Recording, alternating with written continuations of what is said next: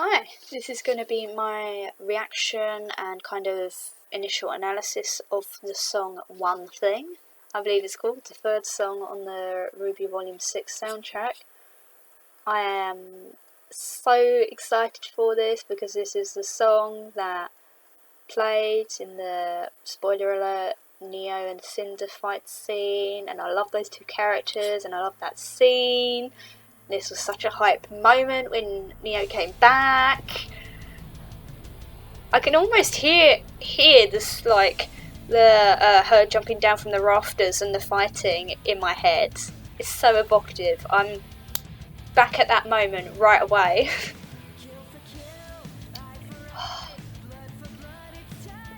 This is so...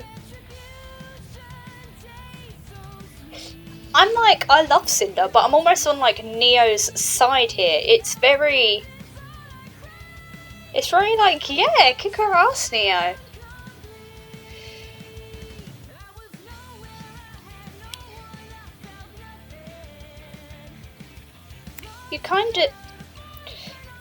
It's interesting because this song projects the idea of a lot of hurt, but with this sort of smug anger about it in a way. I don't know how to describe smug anger, maybe contempt or something. It's difficult. Spite, but it's persuasive. I immediately jumped onto Neo's side, which was interesting for me, who loves Cinder so much. She's one of my favourite characters because I like her as a villain. And I'm kind of... This makes Neo sympathetic, which we didn't need help with as a fandom. We loved her, but it definitely...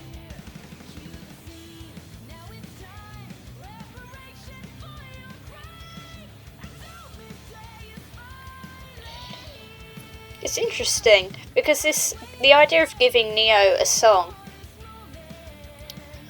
and I don't say that as necessarily, oh, get it, because she's singing and she's mute. That's not really my point. My point is more, she's such a mysterious character who appeared so little, and she gets a song. And I'm not against that. I love it. It's just... we hear this song and we understand pretty much everything about Neo that we didn't already. And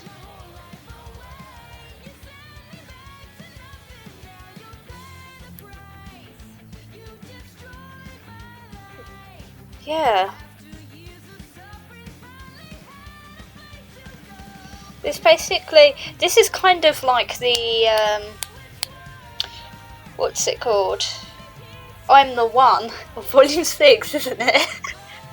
This is his character's backstory, motivation, their emotional state,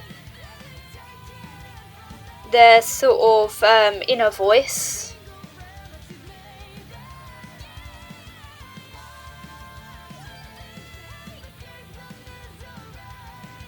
Yeah. This is fantastic. Because it still gives room for Neo character development, but it puts us on the same page as her instantly. And also, perfect kind of tempo for a fight scene.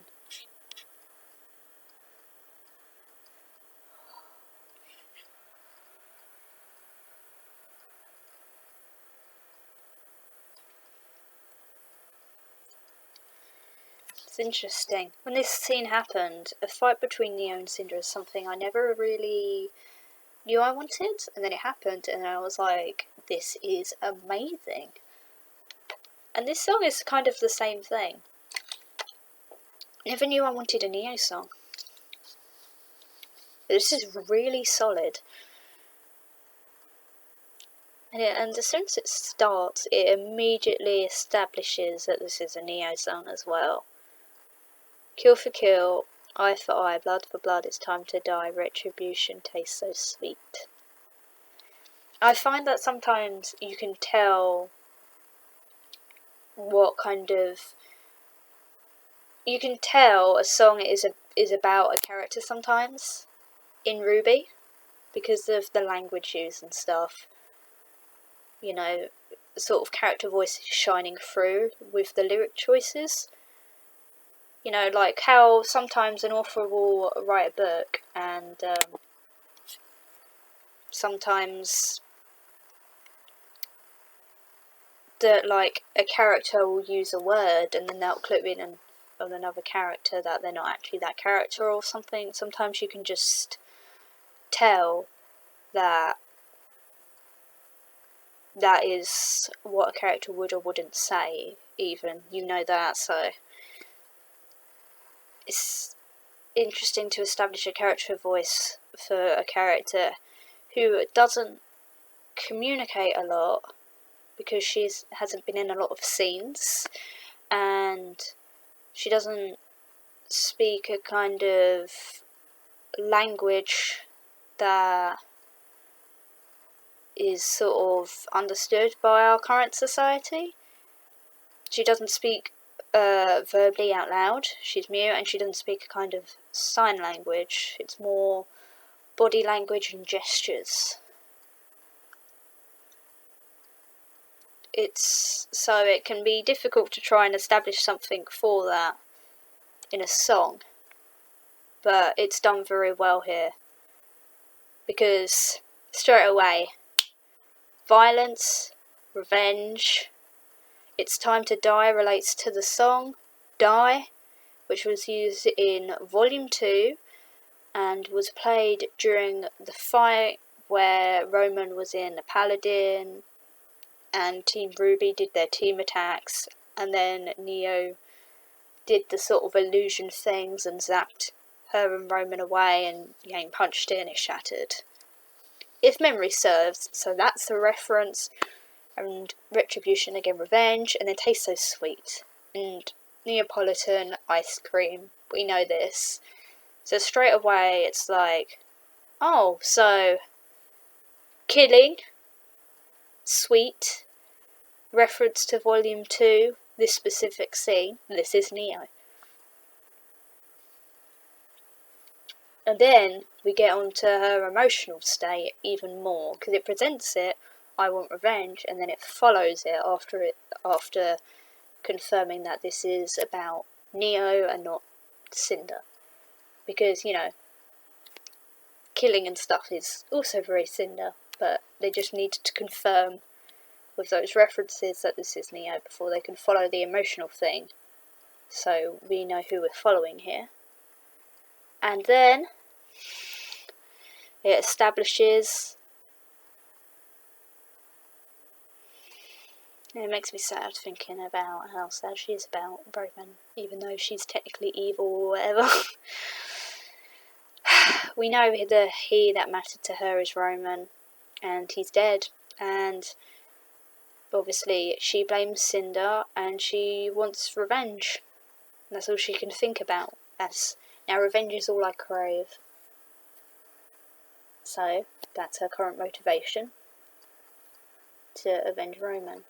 And then it's like, oh, she cares about Roman, and then she explains that she was lost, and then she found Roman and found some meaning, but now he's gone and she's alone again. You know, nowhere, no one, nothing, without a voice. It's very sort of... So it's almost like she didn't have an identity or anything, like she wasn't anything. And obviously Candle's Flame, Torchwick, so that's Roman. And then, as soon as she got this important person in her life, he was gone again. So, it's rough. It's interesting because I didn't associate Neo with angst, like really before the volume, and that's not because she didn't have angst.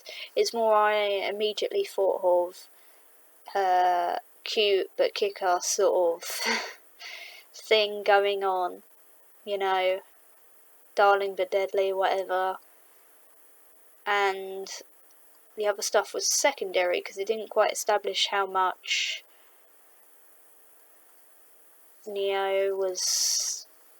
Roman was part of Neo's life or anything like that, but this does instantly. And now when I think of Neo, I think of this song because this is how she presented herself to us, and it makes me sad because like she's in pain.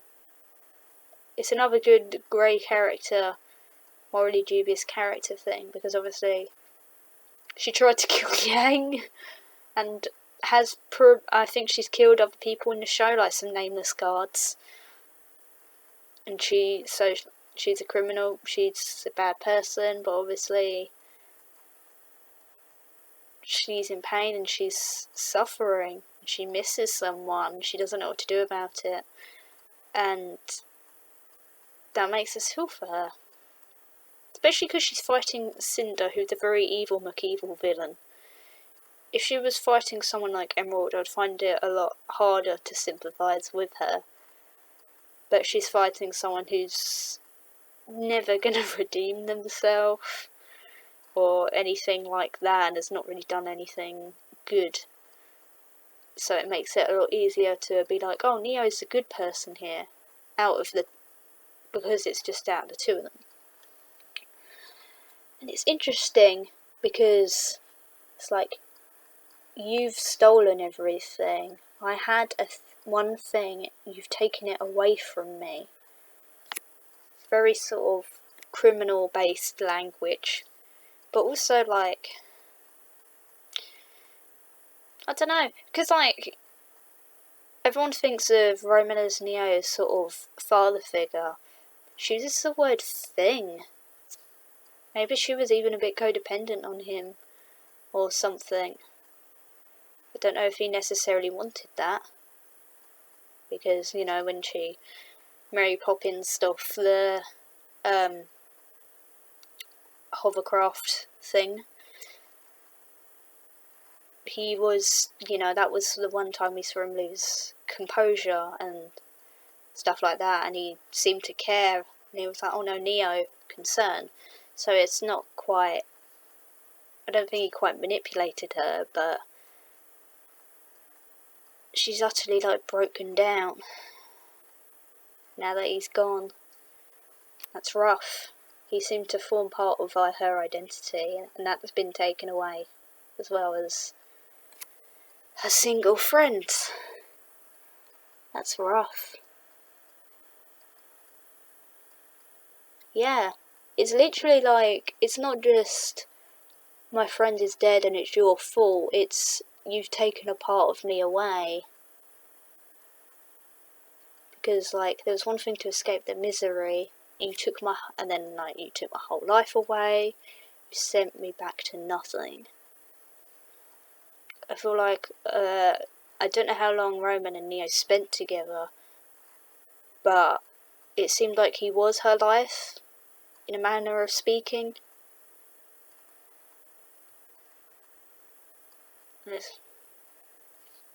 Sorry, I'm just feeling sad for Neo. Now you'll pay. That's also, it's good, it's very revengey, but also that criminal adjacent thing. And then we get to a similar thing from the beginning, where it's kind of eye for an eye revenge talk. The I'm gonna kill you kind of thing.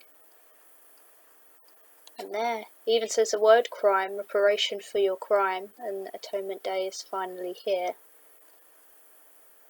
It's very interesting.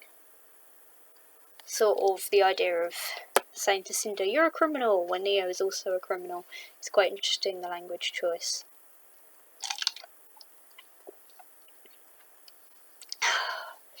Then it gets a bit darker as well. I'd waited for this meeting, for this moment, dreamed about the day I would make you crawl. Go to sweet release when you rest in peace, vengeance. Justice finally mine, and I'll watch you fall. That's perfect. Neo does seem to enjoy hurting people. You know, we saw that fight with Yang. She had a big grin on her face when she was gonna stab her.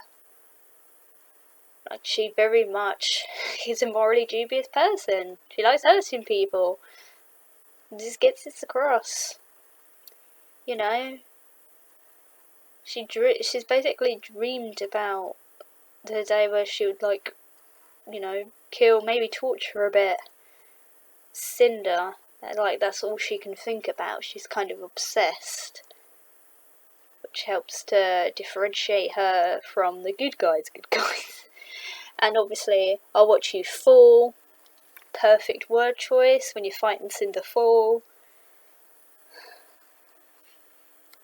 And then we go back to that chorus.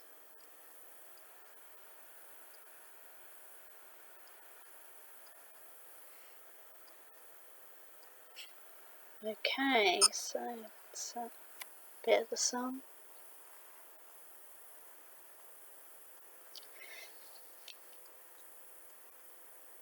Odd stuff about her life being destroyed. It's interesting. I finally had a place to go.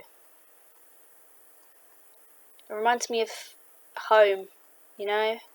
When people say stuff like, home isn't a place, it's a person kind of thing. That's what it makes me think about. That might be one of the sort of things that make this run so deep for Neo. If that was her only connection to people, to an idea of family, friendship, having home, having people who'd miss you if you're gone. If Roman was the only connection that she had sort of made, you know, the only kind of loose end or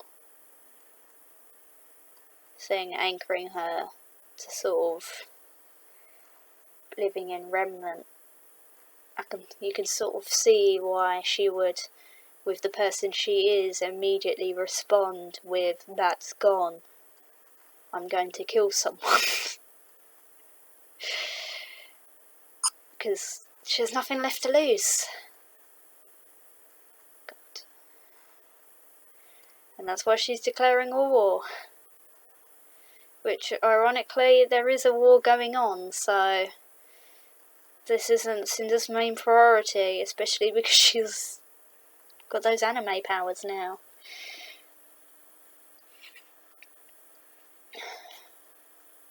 It's a really good song. It's a perfect song. I feel like I'm saying perfect songs a lot, but yeah. Overall, it's a very good song. Not what I would have expected from this Volume 6 soundtrack before seeing Volume 6 at all. But it's a nice surprise. I like good surprises. This is a very good surprise. It's one of those things where you're not sure if you want it and then someone gives you it and you're like, actually, yeah, this is great. But yeah, I hope you enjoyed the song. I hope you enjoyed the video. And I'll see you in the next one.